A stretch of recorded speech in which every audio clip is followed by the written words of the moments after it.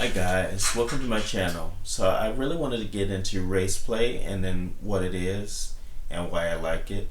So for those of you who don't know, race play is used by two consenting adults that incorporate racist, hurtful, and derogatory terms and comments regarding the other's race to fulfill and reach sexual pleasure. So that is race play.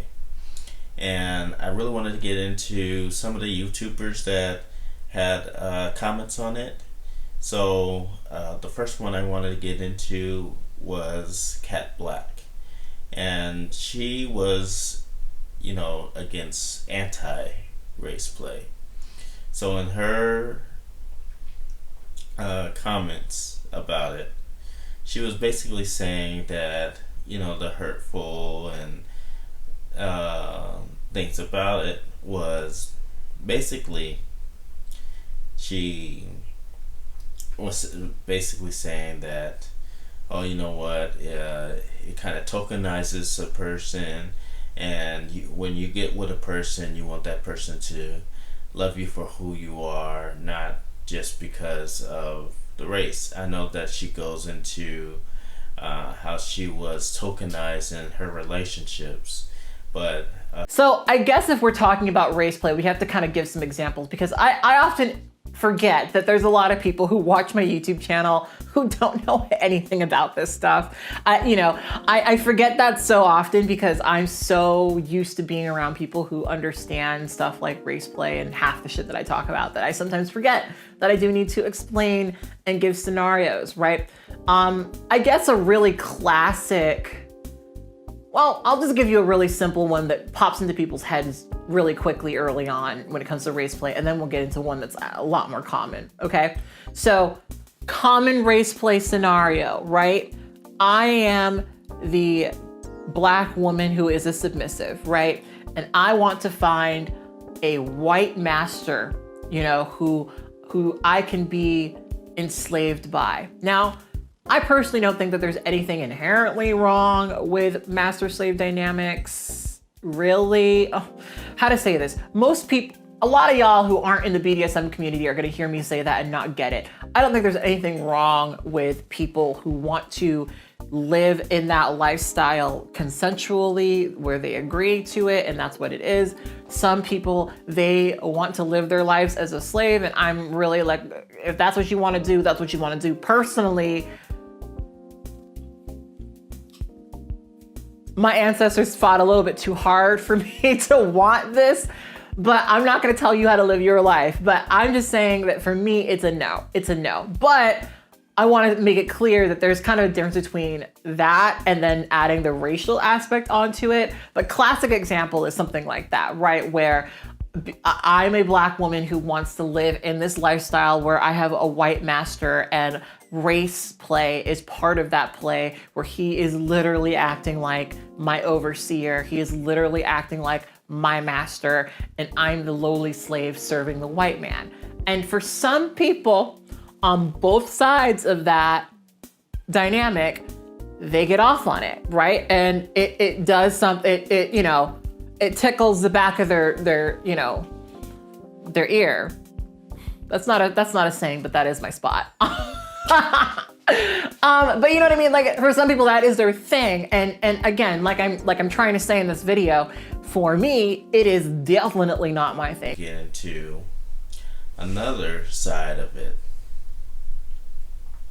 The other side of it is kind of, I had that clip for Fandom and how the women on there were into race play, and they thought it was cathartic. They used it to kind of talk about race and expand on it. I'm comfortable with that and I'm fine with that. But again, it will always be from an education perspective, not just a case of, barraging the sake of saying it. Yeah. It has to be that way. Yeah, because I think it just gives it more of a makes me feel superior when we were doing role reversal. There's a reason behind the race play, not just I don't like you because of your colour, or I don't, you know, there's history there, and it's a way to play off. So that's how I generally use race play in mine. For me, I actually haven't had the opportunity to delve into it in a session context. So I don't really do hour-long plays anymore. I do more day-long things. And nobody ever approached me from that angle before, that they wanted that. It's only something that I personally noticed myself after I had to hang out with these people for days at a time. And the majority are white cisgender males. And to talk to what Madame Marguerite was saying, their ignorance becomes very palpable when you have to spend a prolonged period of time with them. And it started to really annoy me. And so I recognized that I needed to address it. Otherwise, I wouldn't be able to stand being around them longer. I wanted the day-long play time, but I didn't want that attitude to be a part of the way that they move through the world when they were around me. And so that's when I noticed that I had to attack that as well. So that's kind of how I integrate it into my lifestyle and how I operate with my subs. It's kind of a re-education so that they become palatable for my system. Yeah. And that's what we do, right? We train the men that we dominate. That's what we do. It's, you know, it's I think that's wiring them. I think that's really important things what you ladies have just said there is literally just about our own limits, because a lot of people seem to think that we don't have any limits. Like we are not that much in control, that it's submissives that come to us, even though they're the ones with the fetishes and the kinks, that we're just like, fine, anything goes. So no, we don't do those things. We're not like that at all. We do have limits, and we do things that we are comfortable with at the end of the day, because we have enough knowledge and experience to make those decisions. You said it, knowledge and experience.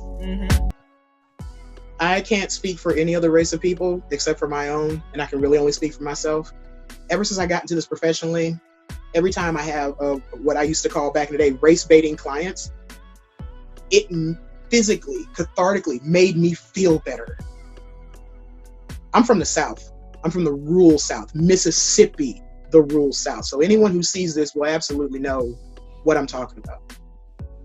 I have been dealing with racism since I was 14 years old, and non-knowingly since I was born. So being a jump off point to be able to get out some of my own anger, because I don't know about you, but I've had a white man tell me to my face when I was trying to go to college, if you were my daughter, I wouldn't let you take out a student loan to go to a junior college.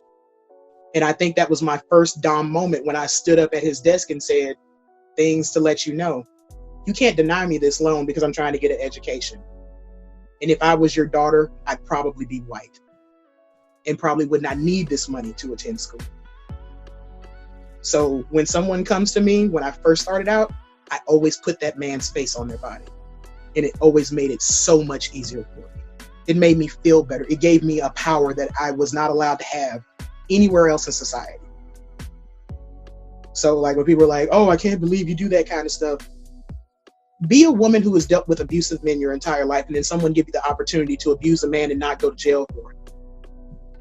Most women are going to jump on that boat, because we all have that one moment of, ooh, if I could have it back, what I would say to that guy who pissed me off that day, or that dude who told me that I was looking like a whore because I was wearing my own clothes that he didn't help me purchase. I get that out of my domination with race play. For those moments when I can't have my black girl magic moments, that's where I get my black girl magic. Okay, so for me, obviously, as a black woman, everybody knows we're one of the most oppressed races and genders of people on the planet. So it's incredibly empowering for me to be able to use my race as a strength. Especially in Britain, in the UK, you know, they promote a lot of colourblindness here.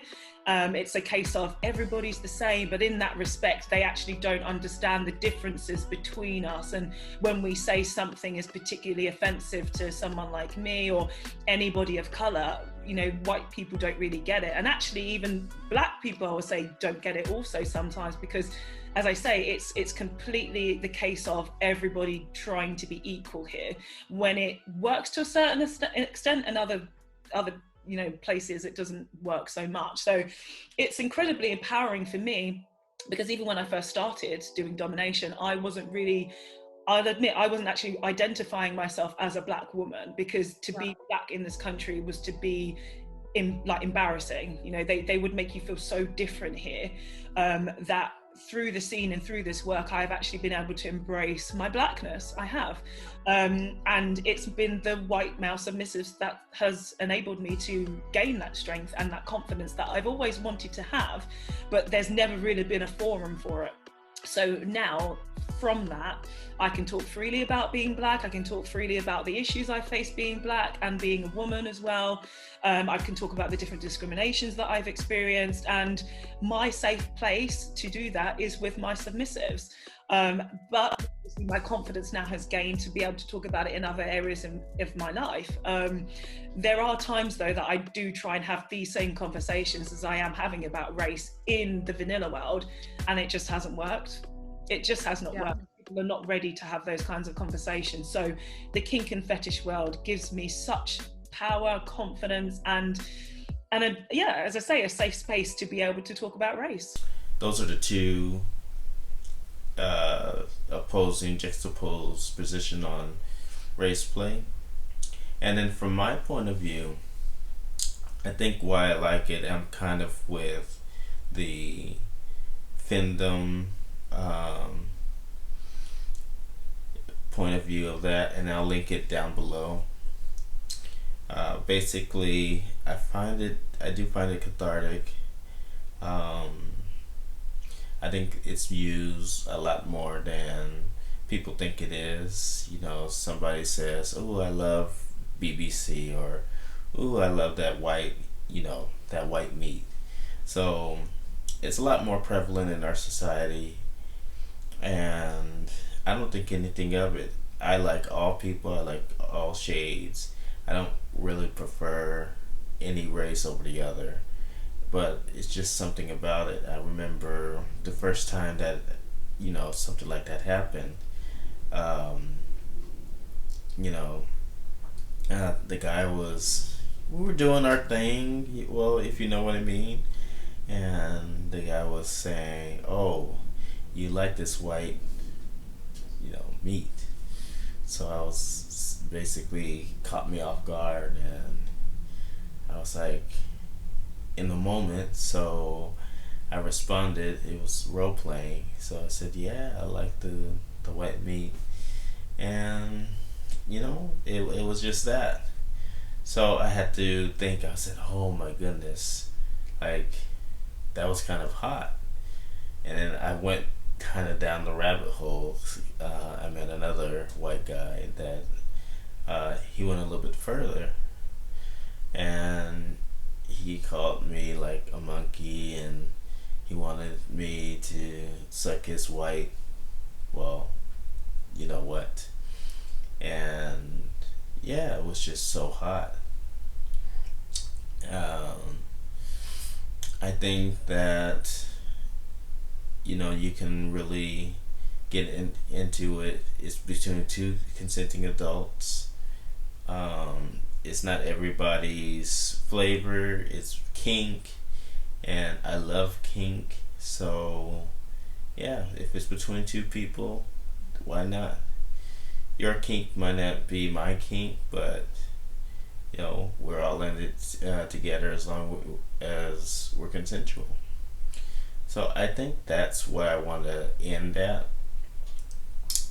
and I want to talk about later on my survival sex, and kind of like it's related to race play, but not.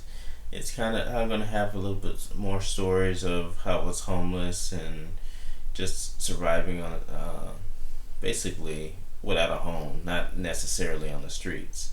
So just stay tuned. I know that it's been a while, but I have more to come. All right. Bye.